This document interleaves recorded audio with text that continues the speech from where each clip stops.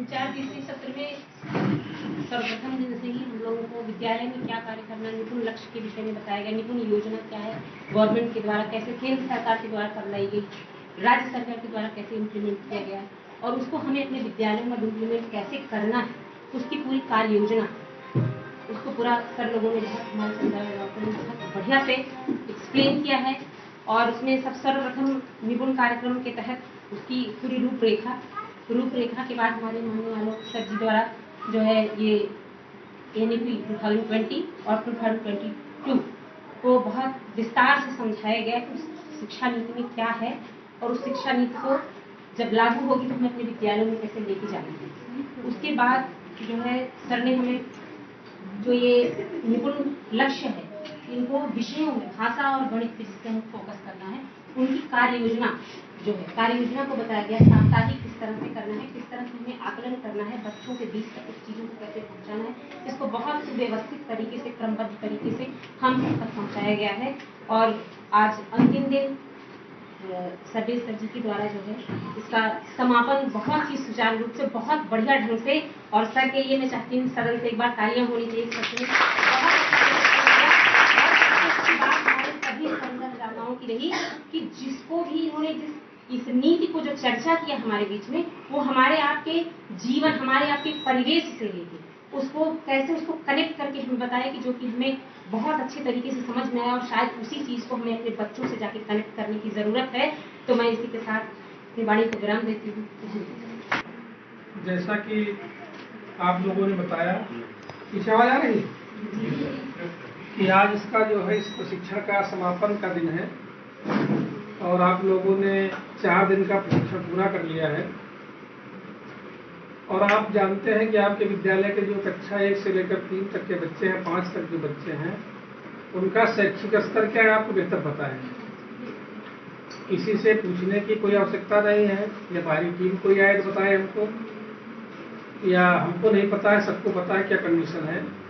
और यहाँ की उच्च स्तर तक सबको मालूम है क्या स्थिति है।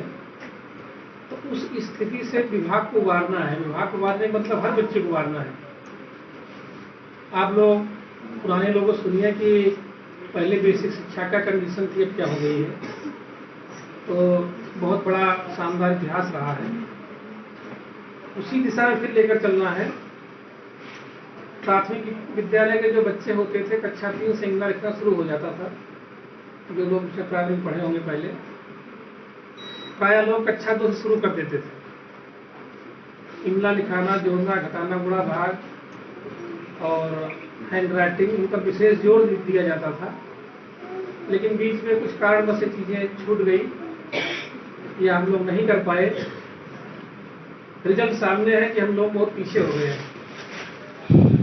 बाह्य संस्थाओं ने या अन्य लोगों ने जो सर्वे किया, उसमें कक्षा 3 का बच्चा कक्षा 2 का काम नहीं कर पा रहा है। जो सिलेबस है नहीं कर पा रहा है, इसलिए ये निपुण भारत पूरे भारतवर्ष में लागू हुआ है। और इसको विद्यालय लेवल पर इसके 5 घटक हैं, बताया गया होगा, बताया गया है। 5 घटक है। विद्यालय लेवल है, ब्लॉक लेवल, फिर जिला, फिर स्टेट, फिर नेशनल लेवल।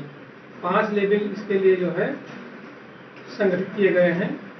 तो सबसे महत्वपूर्ण लेवल विद्यालय लेवल है, क्योंकि वहीं पर बच्चे को सब कुछ मिलना है और वो मिलना आपके माध्यम से है।